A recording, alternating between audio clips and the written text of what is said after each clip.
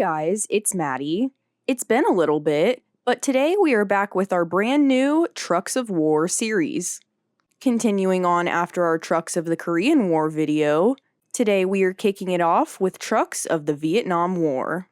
But before we get started, this video was made possible by our online Chrome shop, jackschromeshop.com. Be sure to stop by the site and sweep through our selection of sales, including sweet new billet pedals for 15% off. And remember, folks, if your rig don't shine, you don't know Jack.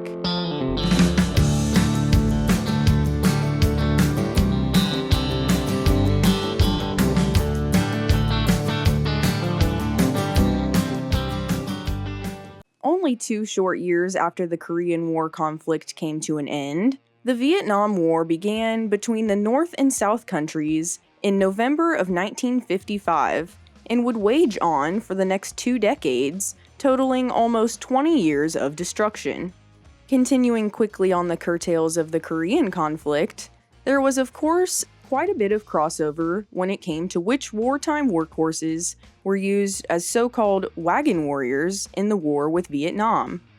One of the most major models, the M35, was originally offered by Rio as early as 1949, but has served in several subsequent wars since, and still the vehicle and its various variants were again utilized during the Vietnam War. Of course, also throughout the war with Vietnam, Jeeps were further justified as first-class carriers of cargo, trustworthy troop transporters, and much more. However, the M38 Jeep models proved to provide pretty poor passenger protection, and as we mentioned at the end of our Trucks of the Korean War video, after the conflict in Korea was over, a lot of all-new and advanced armored personnel carriers, or APCs, were introduced. After lots of research on more logistically minded cargo hauling models, the brand new Ford-built M151 Mutt was made for use as an all-new military vehicle for Vietnam in 1959. 2 years later in 1961, another APC was adopted into the U.S. Army's lineup, this time a fully tracked, aluminum-hulled M113 model. Intended to be amphibious and air transportable, the M113 was considerably lighter than its preceding M59 model, but lacked the get-up-and-go due to its gasoline-powered engine. Because of this, in April of 1963, another diesel-powered design debuted, called the M113A1. The main mission of the U.S. military during the war was to move supplies from coastal ports to inland bases, largely through cargo-carrying convoys of sometimes up to 200-plus trucks. With that being said, these long truck lineups, with little to no security, made tempting targets for Viet Cong guerrilla groups, which gave birth to an area known as Ambush Alley, where trucks and troops were terrorized by North Vietnamese army tactics. Although military police units provided minimal security, they simply could not produce the manpower needed to patrol the whole highway, thus heading up the heavier-duty, hardened convoy concept, and coining the term gun trucks. After a slew of ambush attacks occurred on armored jeeps, proving them inadequate in the face of improved Viet Cong weaponry, these new generation of gun trucks were made into more modified machinery, carefully crafted by the soldiers themselves, using many previously produced military makes and models. Mostly based on the main 2.5-ton M35 truck model made by GMC, these gun trucks were originally armed with 2 M60 machine guns, protected by a sandbag barrier, and were built by soldiers to saturate the attackers with firepower during the first few minutes of the fight. When the sandbags would start to get waterlogged, however, it would weigh down the whole vehicle, and eventually, steel plating started being salvaged from scrapyards for both safety and speed purposes.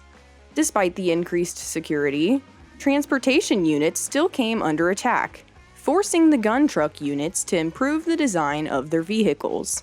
The 2.5-ton trucks were underpowered, and the addition of armor and weapons slowed them down even more, leading to their replacement by 5-ton cargo trucks that formed the basis for larger gun trucks. The improvised nature of these new gunners meant these vehicles varied considerably in appearance and were often given colorful, creative nicknames that were then hand-painted on the sides in large lettering. Although given rather aggressive aliases, gun trucks were strictly defensive weapons, which were used exclusively for convoy escorts and perimeter defense duties. In all, an estimated 300 to 400 trucks were transformed this way, despite originally serving as a temporary solution until enough V-100 armored cars could be shipped. Despite debuting in June of 1962, the V-100, or so-called Cadillac Gauge Commando cars, weren't deployed to Vietnam until September of 1963. And due to extreme demand, these armored cars were allocated quickly. However, the V-100 vehicles were said to be a dangerous death trap if penetrated, and also proved problematic due to its poor powertrain, allowing gun trucks to triumph and continue to serve until the end of the war. The Great Gamma Goat graced the battlefield in 1969, formally designated as the M561 6x6 tactical truck, built by Roger Gammett and the Consolidated Diesel Electric Company, or CONDEC, of North Carolina, which debuted and quickly earned its nickname by capturing the amazing climbing abilities of a wild goat. A medically minded transport vehicle variant was also developed, designated as the M792, and a variety of over 15,000 of these total trucks were pumped out of production in only 4 short years before being completely canceled in 1973. The fight finally ended formally in April of 1973, as the U.S. forces withdrew after almost 20 years and an agreement between the Vietnams was adopted, unifying the countries under communist control in 1975. Also around this same time, despite the demise of the Vietnam War, the U.S. Army began drafting designs for high-mobility combat vehicles, or HMCVs, to take over for the well-loved lightweight Jeep wagon, which had been being used for years. These high-mobility combat vehicles eventually paved the way for what would become the High-Mobility Multi-Purpose Wheeled Vehicle, or HMMWV, also known as the historic Humvee models, that would take over as the top tactical military truck moving forward. Thank you all so much for watching our brand new Trucks of War series featuring the trucks of the Vietnam War. Before you leave, make sure you like the video, check out the other videos on our channel, and subscribe. We have finally reached our goal of 20,000 subscribers, so thank you all so much for your support for the show. Next stop, 50,000. If you have any questions, comments, concerns, or anything else you'd like to talk to us about, please be sure to tune into our live podcast, The Chrome Corner, Wednesdays at 12 p.m. noon Eastern Standard Time, and join Dave and Maddie as they answer viewers' questions and discuss all things Chrome. If you'd like to stay up to date with the new projects we have coming, please follow us at Jack's Chrome Show on Facebook, Twitter, and Instagram. Be sure to buy your Big Rig the Best Chrome for your home with some beautiful brand new billet pedals for 15% off on our website at jackschromeshop.com.